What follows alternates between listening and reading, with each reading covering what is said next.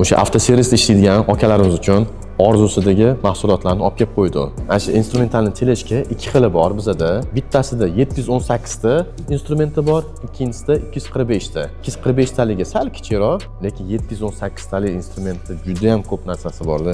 Mana mana ochiladi akalar. Mana hamma narsa bor. Mana trishotkani o'zi bir 4-5 xili bor. Mana bunaqada golovka deysizlarmi, nakidnoy ключlar deysizlarmi? Xullas, mana shu to'lada instrumentga mana xohlagan narsalar bor. Mana botlarda ham mana oxirigacha mana botda mana shu qoplari bemalol mana narsalar qo'yib qo'yasizlar. Mana qarang, mana bitta izolyatsiya qilingan instrumentlar. Mana bu akalarimiz bor-ku, o'sha elektromobil sohasida ishlaydigan. Ularga juda ham kerakli narsalar-da bu. Mana bunga to'xtalib o'tsak, tak. Bu 245 ta instrument bor. Mana bu 7 ta polkali. Mana qani ketdi. Bu ikkita.